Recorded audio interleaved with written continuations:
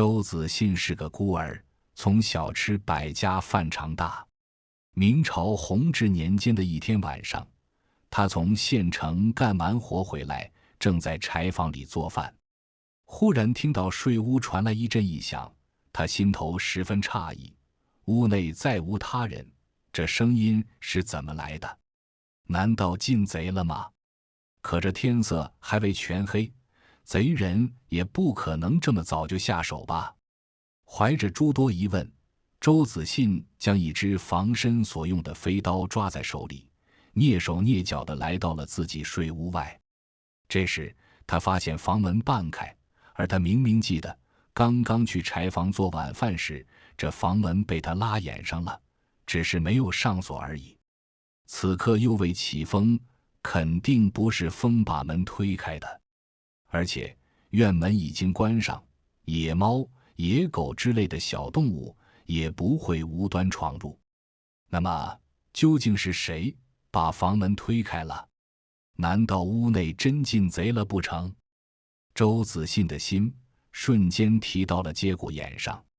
他这个房间并不是很大，里面只放了一张木床，一个木柜，外加一个衣柜，这些都是他自己用木头做的。推开房门，就能将房内的情景一览无遗。如今肉眼可见的地方已经被他扫视了一圈，完全没有生人的影子，剩下的就只有木柜和衣柜以及床下，这三处容易葬人的地方没有查了。周子信站在门口，慢慢地蹲下身来，朝木床下面望去。他准备先查床下，因为这个地方蹲下身就能看见。若是床下有人的话，他能第一时间发觉。虽然夜幕已经缓缓降临，屋内的光线也很昏暗，但周子信还是看清了，床下除了几双破鞋外，再无他物。紧接着他又蹑手蹑脚地走到正对房门的木柜边，贴着耳朵在柜子上听了一阵。如果柜中有人的话，应该能听到里面的呼吸声，但他听了一阵，并未听到。如此说来，柜中也没人了，那衣柜中葬人的可能性就大了。就在周子信小心翼翼地朝衣柜边走动时，隔壁院墙内忽然传来一阵嘤嘤气气的啜泣声，以及一个男人的打骂声。那男人声音粗犷，周子信一听就知道是郑胜利在说话。郑胜利是个屠户，生得虎背熊腰，孔武有力。这家伙喜欢喝酒，一喝了酒就喜欢打自己的女人。因为这个缘故，他已经打跑了一个女人。刚刚在哭的那个女人，应该是他才娶进门不久的后任老婆柳燕。这个柳燕身材苗条，长得也十分好看。二人成亲后不久，周子信曾在房门口撞见他提了木桶去河边洗衣。当时他还暗暗感叹，可惜一朵鲜花插在了牛粪上。他为什么要这么说呢？因为这个郑胜利除了脾气暴躁外，还长得凶悍，一看就不是个好人。柳燕这等标致的人物，为什么要嫁给他呢？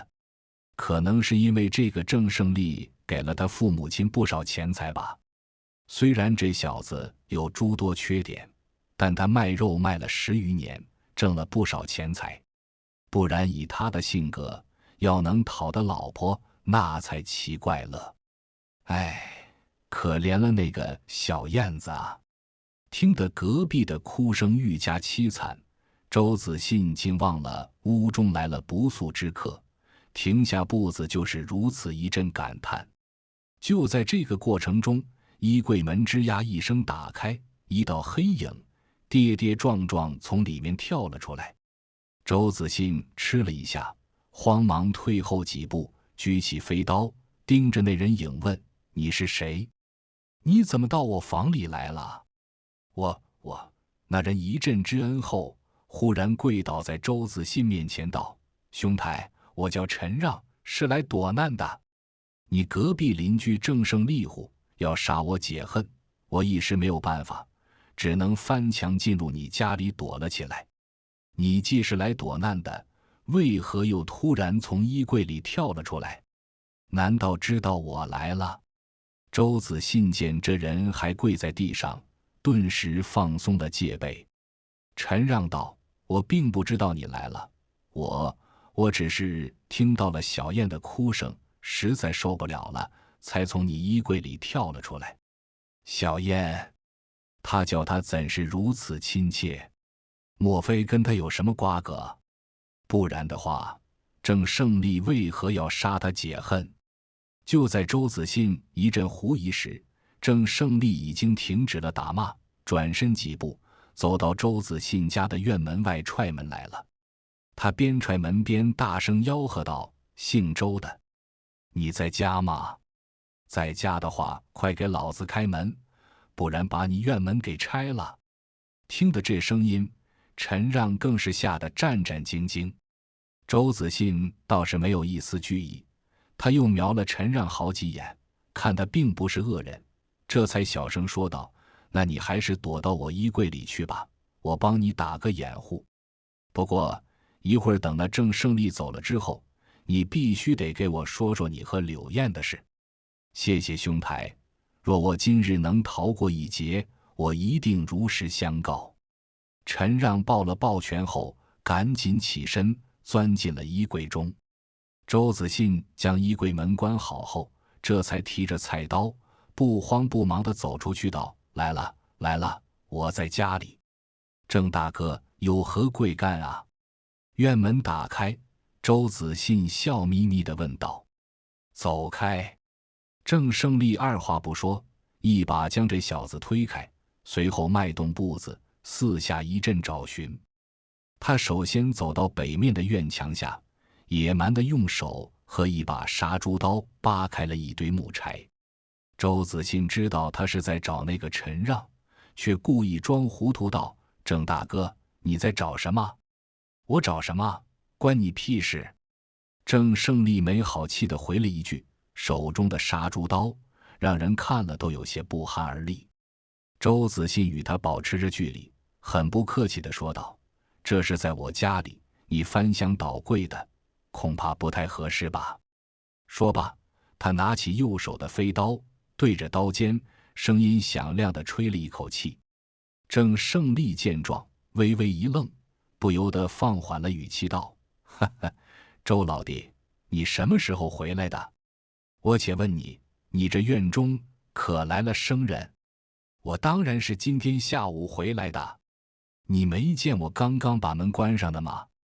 怎么可能会来生人？”周子信一字一顿地说道。郑胜利还有些不相信，转身又朝他睡屋走去。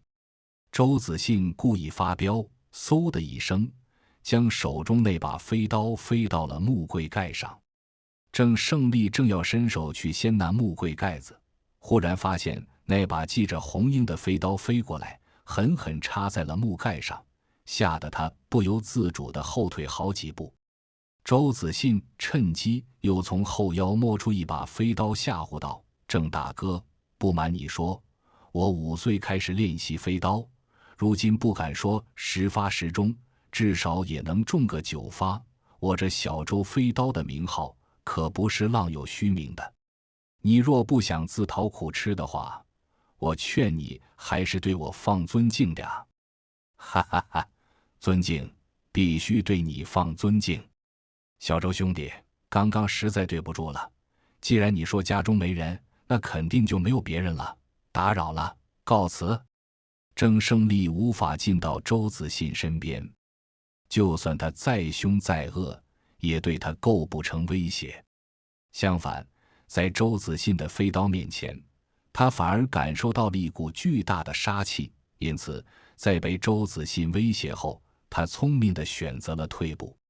不过他并不死心，出了门后又来到院墙处，悄悄爬上墙，观察起周家大院内的一举一动。周子信知道郑胜利还在偷瞧他，因此叮嘱陈让暂且在衣柜内待上一阵子，他则继续走到柴房去生火做饭。如此过了1个小时，等他把饭吃完了，郑胜利也没发觉到任何异样，这才闷闷不乐地回到家中，继续打骂柳燕。陈让听得这哭声，顿时又沉不住气了，于是又推开衣柜门，跳下地来，不住朝郑胜利的院子里望去。周子欣见状，不由得问道：“你好像很关心那个柳燕啊，你跟她的关系应该不同寻常吧？”兄台，实不相瞒，我和小燕都是一个村的，我们从小一起长大，可谓青梅竹马。我一直想娶她为妻，她也一直想嫁给我，可是我们家太穷了，根本拿不出彩礼钱。柳伯伯和柳伯母为了得到一笔不菲的彩礼钱，好给他们小儿子娶妻，就以10两银子的价格把小燕卖给了这个郑屠户。我听到这个消息后，本来已经死了心，可我又听说小燕嫁给这个郑胜利后，不但要挨打挨骂，每日还要干许多粗活累活，导致她终日以泪洗面。陈让缓缓道出了实情。周子欣闻言，若有所悟地问道：“那你今日来这里做什么呢？给他讨公道吗？”陈让结结巴巴道：“我一个穷书生，哪斗得过那个屠户啊？我是想带小燕偷偷离开此地，再也不回来了。”周子欣一拍脑门，哈哈笑道：“我明白了，你是要带她私奔是吧？”“对，就是这个意思。我其实也不想，可我实在没什么办法了。我不想让小燕遭受非人折磨。”陈让知道周子欣刚才救了他，对他瞬间充满了信任，索性一股脑地把自己的想法道了出来。周子欣又点点头道：“可惜你来找小燕的时候，郑胜利卖完肉回来了，你差点被他堵在了屋中是吧？”“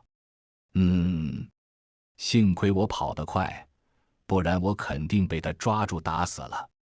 哎，只是我这一跑，小燕就受苦了呀。”听到柳燕的哭声还断断续续从隔壁传来，陈让的内心又跟猫抓了一般难受。周子欣不解道：“你没想过让小燕去报官吗？这种事情就算报了，衙门里的人能管吗？就算管了，那郑胜利稍稍打点一下关系，还不是告不到他？就怕告了他后，对小燕越加不利呀。”陈让道出了自己的担忧。周子信觉得这话在理，不由得安慰道：“那郑胜利每日都会去城中卖肉，你若想带小燕离开，明日等他走了之后再去不迟，今晚就暂时在我家里住下吧。”陈让想想是这个理，只得向周子信抱拳行礼道：“那就给兄台打麻烦了，兄台的恩情，臣让我永生不忘。”次日辰时，郑胜利果然带了家伙去城中卖肉了。周子欣眼瞅着他出了村子，这才让陈让翻进他家院墙，找到小燕，带他赶紧离村。郑胜利这些年挣了钱财，修了座四合院，以便供奉父母。可他父母却是无福消受，院子刚刚建成就双双病逝了。如今只有郑胜利和柳燕住在院中。郑胜利去城里卖肉的话，就只有柳燕一人在家中了。陈让翻过院墙，在院中找了一阵后，倒是将柳燕找到了。不过当时他已经被打得遍体鳞伤，最让人痛恨的是，郑胜利还用铁链将他手脚捆了，锁在了一个地桩上。看样子，郑胜利已经料到了他有逃跑的打算，所以在牢实的地桩上了几把大锁。周子信走南闯北，什么场面没见过，可看到郑胜利对柳燕所施的暴行后，他都忍不住一阵咬牙切齿。陈让救人心切，却无法打开地锁，只得一脸焦急地问周子信：“周大哥，我现在该怎么办啊？”周子信盯着那几把让他无计可施的大锁道：“要是肯定在他身上，他每晚不是都要喝酒睡觉吗？不如等他喝醉了酒，睡着了，再偷偷把钥匙拿了，然后救了小燕，你们在一起远走高飞。这主意倒是好，可是我看到他就害怕，不敢近身啊。陈让道出了他的担忧。柳燕也哭哭啼啼道：那厮以前还让我服侍，自从昨晚发觉我想逃跑后，就对我起了疑心，时刻把我锁在这地桩上，让我无法进到他身边。不然的话，我还可以趁他熟睡时将钥匙拿到。周子信沉吟片刻道：这事儿我来办吧。